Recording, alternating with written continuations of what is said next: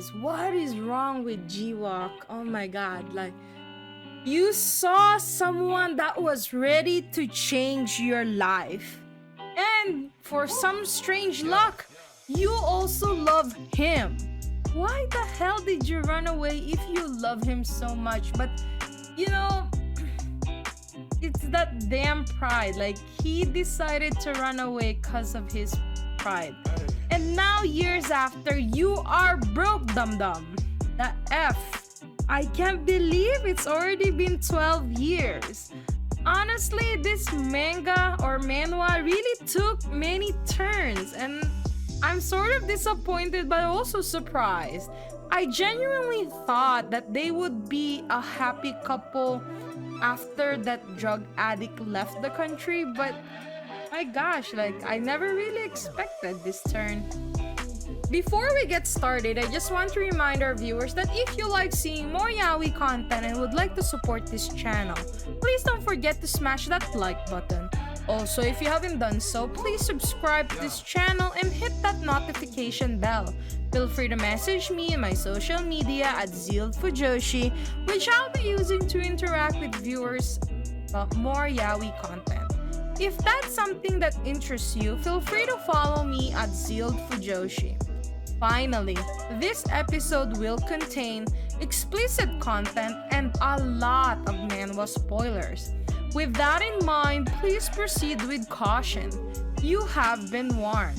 Now, without further ado, let's jump into chapter 45 of Even If You Don't Love Me. Listen, okay guys, I'm gonna try to be as impartial as I could be for Seung Eon and Ji Wook story. But for Seung Eon's side, okay, to be honest, he should have also done his research before going back to him 4 years later, talking about the first time skip, to see if Ji Wook, what kind of a bad place he was at that time. And you know, I know he said a lot of mean things because, you know, I mean, his freaking father, who he loved so much and also loved him, just died. That's a lot of pain. And yeah, like how Seung Eon acted, it's totally bad. But, you know, he really should have looked what happened to Ji Wook. Because if he did just look after the dad's death, Ji Wook was left in a lot, and when I say a lot, I really mean a lot of debt. And don't get me wrong, even though what you're gonna hear in this episode sounds like it's really one-sided, I don't condone what Seung Eon did in the past chapter.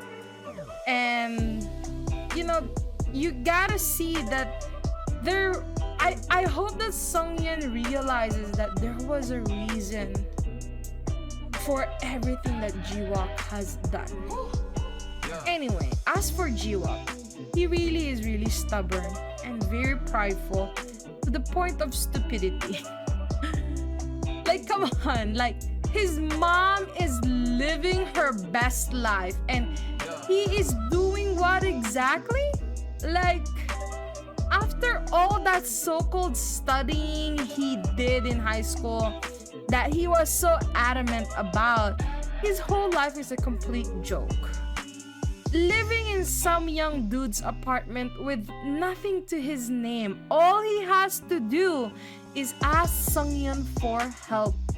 It's nothing to do with being a burden. He's just being an idiot who knows not how to humble himself. And I don't condone what Seung Eon did. Again, I'm repeating that. But, you know, Ji Wook is in a completely pathetic state, to the point that he looks like an idiot outside of all the assault he received throughout the years. And I can't help but feel like he's a complete idiot.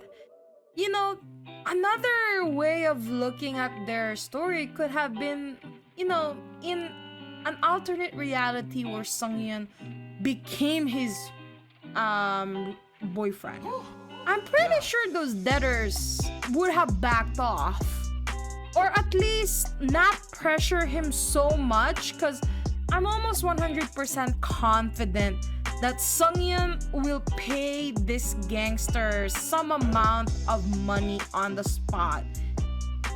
And now, like, look, like, JIWOOK has absolutely nothing. Not even his pride that he's so proudful of. And to see him sit on such a high horse like this, I can't help but feel that this story just keeps getting, stupid and worse. Like, nothing's wrong with saving yourself now and repaying someone's kindness that was given to you on a later date. I know this for a fact. Like, there's absolutely nothing wrong in saving yourself right now and just, pay it back later.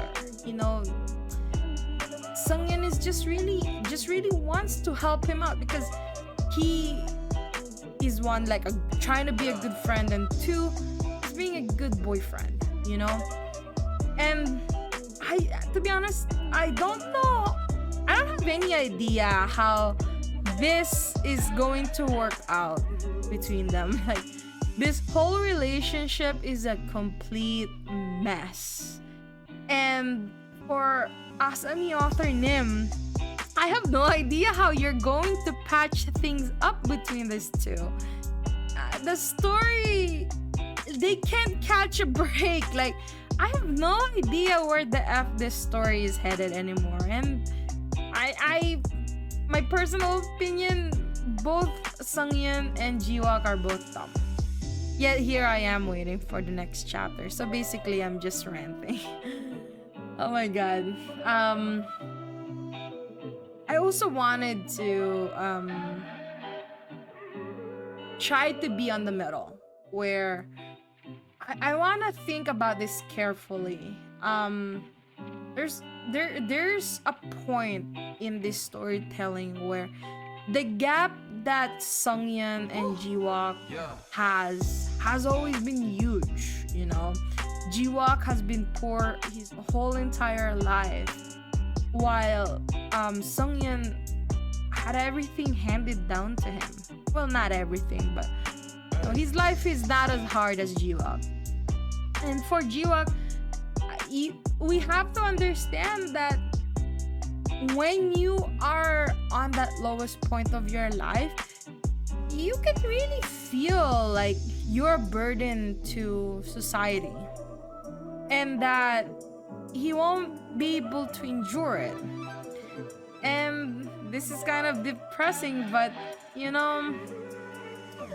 maybe the reason they Sungyeon and JIWOOK can't really see eye to eye is because of this huge gap. Like, we're talking a lot about JIWOOK's pridefulness and Sungyeon's, very selfish decisions in this story.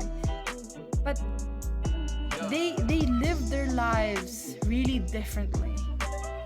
And the whole angst in this story is the fact that they can't see eye to eye. Anyway, this story is really depressing. That's why I've been avoiding doing reviews about this chapter updates. But I saw this chapter and I knew I just had to make an episode about it. And it's just sad because they've longed for each other for so many years. And they've suffered so many times.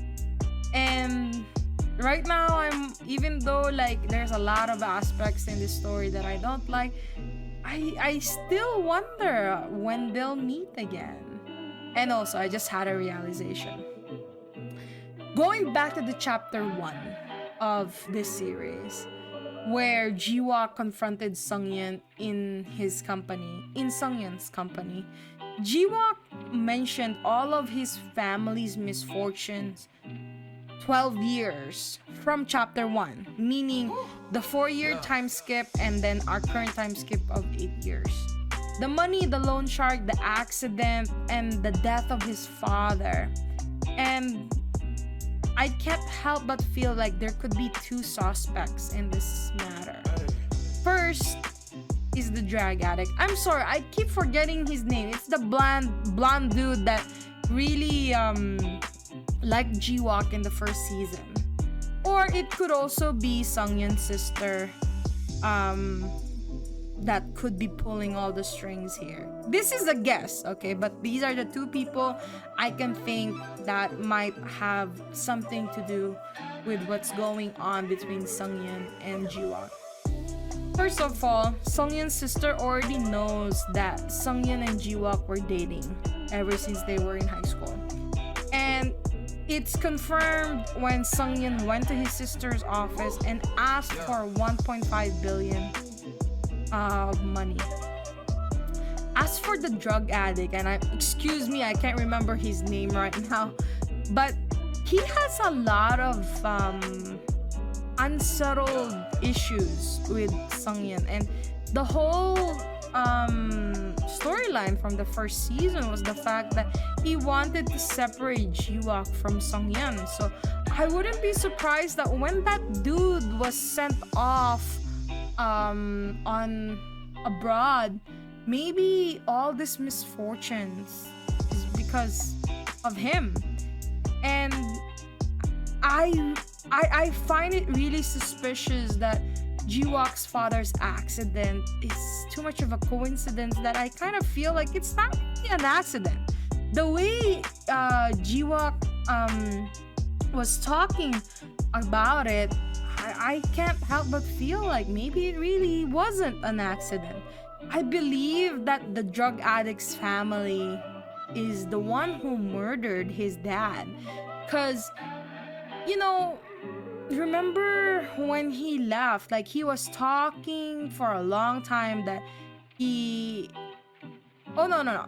I'm just thinking that for the dad, for JIWOOK's dad, maybe he was taking a long time paying his debt back or whatever the reason is.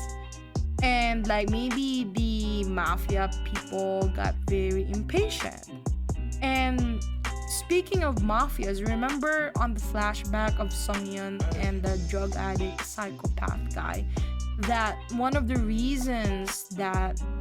things that was revealed in this chapter was the blonde guy came from a mafia family. So I wouldn't be surprised that that psycho, before he left the country, he wanted JIWOOK to suffer. And these misfortunes about his father and the huge debt is probably the blonde psycho's way of getting back to JIWOOK and Sungyeon.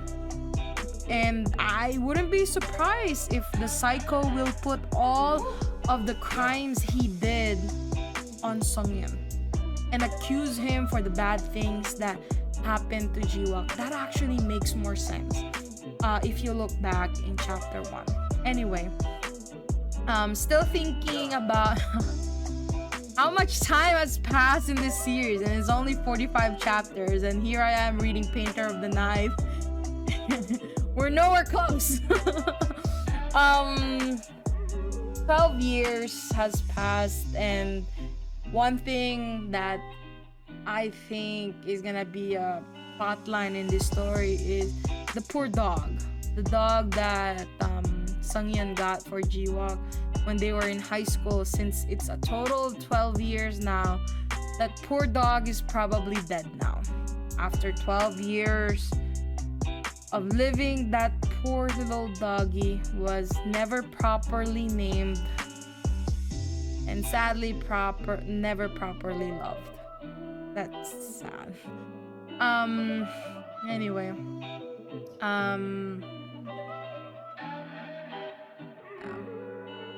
that dog thing just dawned on me. It's so sad.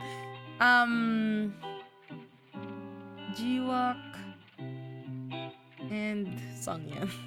12 years has passed, so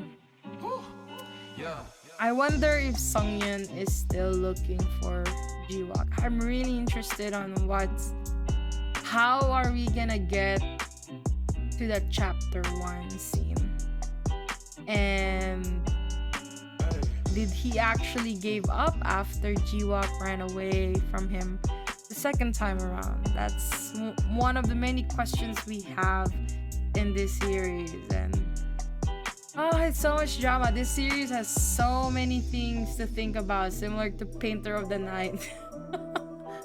Sometimes I really do want to drop this manhwa. I really don't like the character sometimes, and because JIWOOK is so stubborn, arrogant, and pathetic, to be honest. And Sungyeon, yeah, he is annoying, but the manipulative part, we will see. I hope you enjoyed today's episode. Please don't forget to follow my social media to be teased about some of the boys' love that I'm interested in. Feel free to leave me a message and converse with me in my Discord channel. I'd love to hear back from you. And please consider supporting the show by donating as little as 99 cents through www.zealedfujoshi.xyz. Also, don't forget to support the author. All the manhwa details can be found in the description below. Again, thank you so much and hope to see you next time.